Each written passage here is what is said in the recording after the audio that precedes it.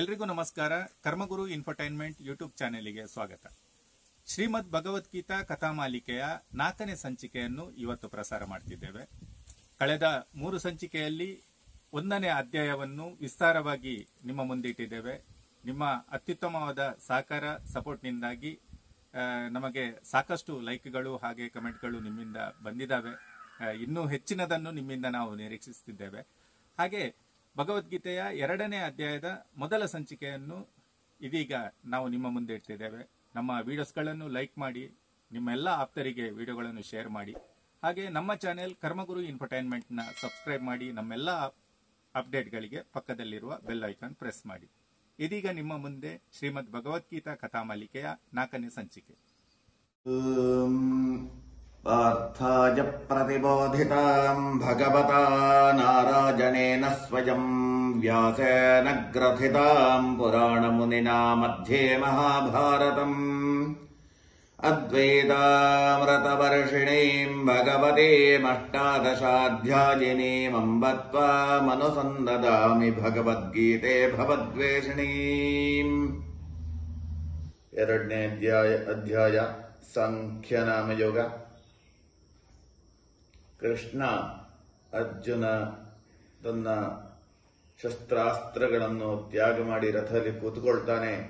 ಆಗ ಕೃಷ್ಣ ಒಂದು ರೀತಿಯಾದ ಸಮಾಧಾನವನ್ನು ಹೇಳ್ತಾನಂತೆ.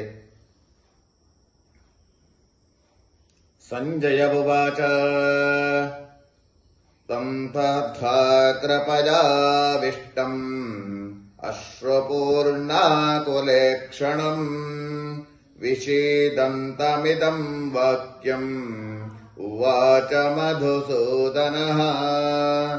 ಶ್ರೀಭಗವಾನುವಾಚ ಕುತಸ್ತ್ವಕಲ್ಮಷಮಿದಂ ಕುತಸ್ತ್ವಕಶ್ಮಲಮಿದಂ ವಿಷಮೇ ಸಮುಪಸ್ಥಿತಂ ಅನಾರ್ಯಜುಷ್ಟಮಸ್ವರ್ಗಂ ಅಕೀರ್ತಿಕರಮರ್ಜುನ. ದುಃಖತಪ್ತನಾಗಿ ಧೃತರಾಷ್ಟ್ರನತ್ರ ಈ ವಿಷಯಗಳನ್ನೆಲ್ಲ ಸಂಜಯ ಹೇಳುವುದು. ಅಂತಹ ಸ್ಥಿತಿಯಲ್ಲಿ ದುಃಖತಪ್ತನಾಗಿ ಅರ್ಜುನ ರಥದಲ್ಲಿ ಕೂತಿದ್ದಾನೆ ಅಂತ ಹೇಳ್ತಾನೆ ಸಂಜಯ. ಎಷ್ಟು ದುಃಖತಪ್ತ ಅಂತ ಹೇಳಿದ್ರೆ, ಜೀವನದಲ್ಲಿ ನಾನು ಈ ಯುದ್ಧವನ್ನು ಖಂಡಿತವಾಗಿಯೂ ಮಾಡುವುದಿಲ್ಲ ಅಂತ ಹೇಳಿ ಒಂದು ತುಂಬಾ ದುಃಖದಿಂದ, ತುಂಬಾ ಬೇಜಾರಿನಿಂದ ಹೇಳ್ತಾನಂತೆ. ಆಗ ಭಗವಂತ ಹೇಳ್ತಾನೆ, ಅಥವಾ ಶ್ರೀಕೃಷ್ಣ ಪರಮಾತ್ಮ ಹೇಳ್ತಾನೆ, ಈ ಒಂದು ಯುದ್ಧ ಅಂತ ಹೇಳುವಂತಹದ್ದು ಒಂದು ಧರ್ಮವನ್ನು ಸ್ಥಾಪನೆ ಮಾಡಲಿಕ್ಕೆ ಇರುವಂತಹ ಯುದ್ಧ. ವಿಷಮ ಸಮಯಗಳಲ್ಲಿ ಮೋಹ ಅಂತ ಹೇಳುವಂತಹ ಕಾರಣಗಳು ಯಾಕೆ ನಿಮಗೆ ಬರ್ತದೆ? ಒಂದು ಧರ್ಮದ ವಿವೇಚನೆ ಮಾಡುವಂತಹ ಸಮಯದಲ್ಲಿ ಮೋಹ ಅಂತ ಹೇಳುವಂತಹ ಯಾವ ಕಾರಣಗಳು ಬರಬಾರದು. ಅಂತಹ ಸ್ಥಿತಿಯಲ್ಲಿ ಆ ಮೋಹ ಅಂತ ಬಂದ್ರೆ ಯುದ್ಧ ಮಾಡಲಿಕ್ಕೆ ಖಂಡಿತವಾಗಿಯೂ ನಿನ್ನಿಂದ ಸಾಧ್ಯ ಆಗೋದಿಲ್ಲ. ಅದು ನಿನ್ನನ್ನು ಕೀರ್ತಿಯನ್ನು ತರುವುದಿಲ್ಲ ಅಂತ ಹೇಳಿ ಕೃಷ್ಣ ಹೇಳ್ತಾನೆ.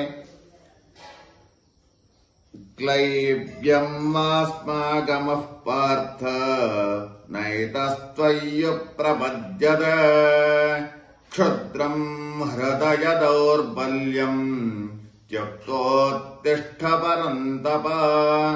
ಅರ್ಜುನ, ನಪುಂಸಕನಾಗೆ ವರ್ತಿಸಬೇಡ. ಜೀವನದಲ್ಲಿ ಎಲ್ಲರಿಗೂ ಮರಣ ಅಂತ ಹೇಳುವಂಥದ್ದು ಬರುವಂಥದ್ದು ಎಲ್ಲರಿಗೂ ಬರ್ತದೆ.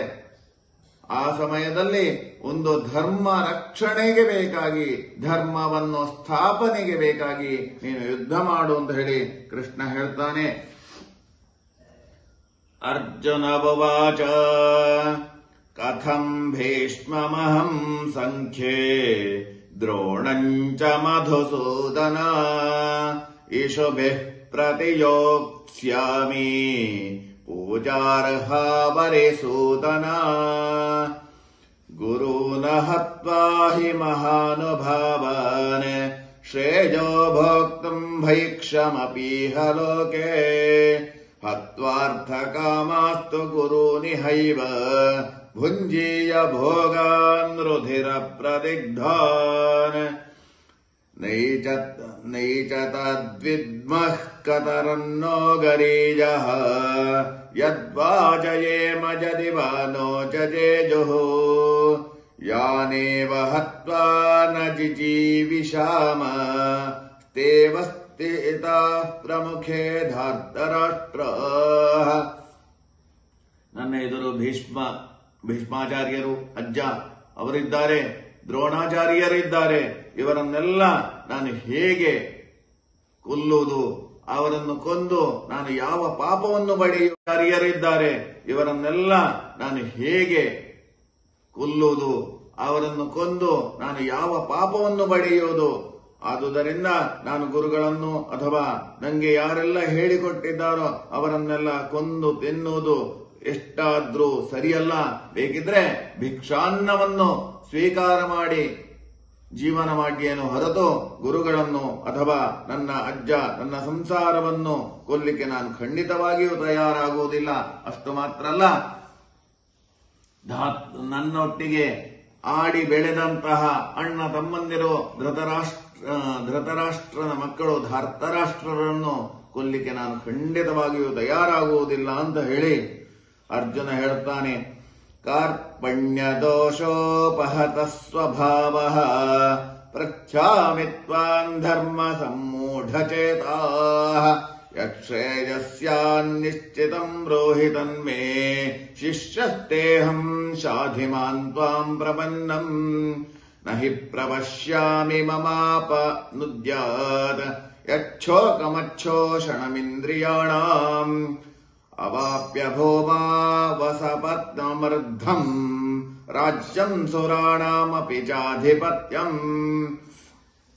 ಈ ಹೇಳಿತನದ ಸಂಕಟಕ್ಕೀಡಾದ ಸ್ವಭಾವದವನಾದ ಹಾಗೂ ಧರ್ಮದ ವಿಷಯದಲ್ಲಿ ಮುಗ್ಧ ಮನಸ್ಸುಳ್ಳನಾದ ನನಗೆ ನಿಶ್ಚಿತವಾದ ಕ್ಷೇಮಕರ ಸಾಧನೆಯನ್ನು ಹೇಗೆ ಮಾಡಬೇಕು ಅಂತ ಉಪದೇಶ ಮಾಡು ಅಂತ ಹೇಳಿ ಕೃಷ್ಣ ಹತ್ರ ಕೇಳ್ತಾನೆ.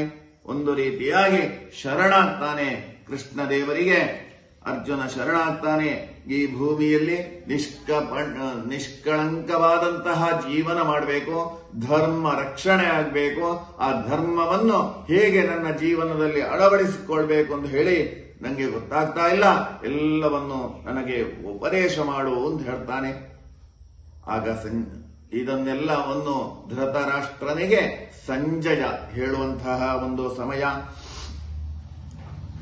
ಸಂಜಯ ಉವಾಚ ಏವಮುಕ್ತ್ವಾ ಹೃಷೀಕೇಶಂ ಗುಡಾಕೇಶಃ ಪರಂತಪ ನಯೋತ್ಸ್ಯ ಇತಿ ಗೋವಿಂದ ಮುಕ್ತ್ವಾ ತೂಷ್ಣೀಂ ಬಭೂವಃ. ತಮುವಾಚ ಹೃಷೀಕೇಶಃ ಪ್ರಹಸನ್ನಿವ ಭಾರತ ಸೇನಯೋರುಭಯೋರ್ಮಧ್ಯೆ ವಿಷೀದಂತಮಿದಂ ವಚಃ. ಮಹಾರಾಜ, ನಿದ್ರೆಯನ್ನು ಜಯಿಸಲಿಕ್ಕೆ ತಾಕತ್ತಿದ್ದಂತಹ ಅರ್ಜುನ ಅಂತರ್ಯಾಮಿಯಾದ ಶ್ರೀಕೃಷ್ಣ ಪರಮಾತ್ಮನಲ್ಲಿ ನಾನು ಯುದ್ಧ ಮಾಡುವುದಿಲ್ಲ ಅಂತ ಹೇಳಿ ಸುಮ್ಮನಾಗ್ತಾನೆ. ಅಂತಹ ಒಂದು ವ್ಯವಸ್ಥೆಯನ್ನು ಅರ್ಜುನ ಹೇಳಿ ತನ್ನ ಶಸ್ತ್ರವನ್ನು ತ್ಯಾಗ ಮಾಡಿ ರಥದಲ್ಲಿ ಕೂತುಕೊಳ್ತಾನೆ. ಹಾಗೆ ಧೃತರಾಷ್ಟ್ರ ಹೇಳ್ತಾನೆ ಸಂಜಯ ಮುಂದುವರಿಸಿ, ಧೃತರಾಷ್ಟ್ರ ಅಂತರ್ಯಾಮಿಯಾದ ಶ್ರೀಕೃಷ್ಣ ಎರಡು ಸೈನ್ಯಗಳ ಮಧ್ಯೆಯಲ್ಲಿ ಶೋಕಮಗ್ನನಾದ ಅರ್ಜುನಿಗೆ ನಗು ನಗುತ್ತಾ ಈ ಮಾತನ್ನು ಹೇಳ್ತಾನೆ. ಶ್ರೀ ಭಗವಾನುವಾಚ ಅಶೋಚ್ಯ ನನ್ನ ಶೋಚಸ್ತ್ವಂ ಪ್ರಜ್ಞಾವಾದಾಶ್ಚ ಭಾಷಸೆ ಗತಾಸೋ ನ ಗತಾಸೋಶ್ಚ ನಾನು ಶೋಚಂತೆ ಪಂಡಿತಾ ನತ್ತೈವಾಹಂ ಜಾತು ನಾಸಂ ನತ್ವನ್ನೇಮೇ ಜನಾಧಿಪಾಃ ನ ಚೈವ ನ ಭವಿಷ್ಯಾಮಃ ಸರ್ವೇ ವಯಮತಃ ಪರಂ. ಶೋಚ ಪಡ್ಲಿಕ್ಕೆ ಯೋಗ್ಯವಲ್ಲದವರಿಗೆ ನೀನು ಶೋಚತ್ವವನ್ನು ತೋರಿಸುವುದು ಬೇಡ. ಯಾವುದೇ ಸತ್ತವರ ಬಗ್ಗೆ ಆಗಲಿ, ಬದುಕಲಿಕ್ಕೆ ಇಚ್ಛೆ ಅಥವಾ ಬದುಕಲಿಕ್ಕೆ ಅಧಿಕಾರ ಇದ್ದವರನ್ನು ನೀನು ಕೊಲ್ಲುವಂತಹದ್ದಲ್ಲ. ಧರ್ಮವನ್ನು ರಕ್ಷಣೆ ಮಾಡುವುದು ಮಾತ್ರ ನೀನು ಇರಲಿಲ್ಲ, ಯಾವ ರಾಜರು ಇರುವುದಿಲ್ಲ ಎಂಬುದೇನೂ ಅಲ್ಲ, ಇನ್ನು ಮುಂದೆಯೂ ನಾವುಗಳೆಲ್ಲ ಇರುವುದಿಲ್ಲ ಎಂಬಂತೆಯೂ ಅಲ್ಲ. ಆದ್ದರಿಂದ ಯಾರು ಈ ಒಂದು ಭೂಮಿಯಲ್ಲಿ ಹುಟ್ಟಿದ ಅಂತ ಹೇಳಿದ್ರೆ ಅವನಿಗೆ ಸಾವು ನಿಶ್ಚಿತ. ಆ ಸಾವು ಯಾವ ರೀತಿಯಾಗಿ ಬರ್ತದೆ, ನೀನು ಈ ರೀತಿಯಾಗಿ ಶೋಕ ಪಡುವುದಕ್ಕಿಂತ ಯುದ್ಧದಲ್ಲಿ ಶತ್ರು ತೊಂದರೆ ಇಲ್ಲ. ಆದ್ರೆ ಸುಮ್ಮನೆ ದುಃಖಪಟ್ಟು ತನ್ನ ವ್ಯವಸ್ಥೆಯನ್ನು ಹಾಳು ಮಾಡಿಕೊಳ್ಬೇಡ ಅಂತ ಹೇಳಿ ಅರ್ಜುನನಿಗೆ ಶ್ರೀಕೃಷ್ಣ ಉಪದೇಶ ಪ್ರಾರಂಭ ಮಾಡ್ತಾನೆ. ಇಲ್ಲಿ ಭಗವದ್ಗೀತೆಯ ನಿಜವಾದ ಒಂದು ಪ್ರಾರಂಭ ಆಗುವುದು ಇಲ್ಲಿ. ದೇಹಿನೋಸ್ಮಿನ್ಯಥಾ ದೇಹೇ ಕೌಮಾರೈ ಯೌವನಂಜರಾ ತಥಾ ದೇಹಾಂತರ ಪ್ರಾಪ್ತಿ ಧೀರಸ್ತತ್ರ ನ ಮುಹ್ಯತೆ ಮಾತ್ರಾ ಸ್ಪರ್ಶಾಸ್ತು ಕೌಂತೆಯ ಶೀತೋಷ್ಣ ಸುಖ ದುಃಖದಾ ಆಗಮಾಪಾದಿನೋ ನಿತ್ಯಾಃ ತಾಂಸ್ತಿಕ್ಷಸ್ವ ಭಾರತ. ಬಾಲ್ಯ ಯೌವನ ವೃದ್ಧಾಪ್ಯ ಅವಸ್ಥಾ ಸ್ವರೂಪವಾದಂತಹ ದೇಹಕ್ಕೆ ಅನೇಕ ವಿಕಾರಗಳು, ಅನೇಕ ರೀತಿಯಾದ ವ್ಯವಸ್ಥೆಗಳು ಉಂಟು. ಇದು ಏನು ದಿನೇ ದಿನೇ ಪರಿವರ್ತನೆ ಆಗ್ತಾ ಇರುವಂತಹ ಒಂದು ವ್ಯವಸ್ಥೆ. ಅದಕ್ಕೆ ಬೇಕಾಗಿ ಆ ಒಂದು ದೇಹವನ್ನು ನೋಡಿ ನಾನು ಅವನನ್ನು ಕೊಲ್ತೇನೆ ಅಂತ ಹೇಳುವಂತಹ ಒಂದು ಭಾವನೆಯನ್ನು ಎಣಿಸುವುದು ಬೇಡ. ಕಾಯೇನ ವಾಚಾ ಮನಸೇಂದ್ರಿಯೈರ್ವಾ ಬುದ್ಧ್ಯಾತ್ಮನಾ ವಾ ಪ್ರಕೃತೆ ಸ್ವಭಾವಾತ್ ಕರೋಮಿ ಯದ್ಯತ್ ಸಕಲಂ ಪರಸ್ಮೈರ್ನಾರಾಯಣಾಯೇತಿ ಸಮರ್ಪಯಾಮಿ.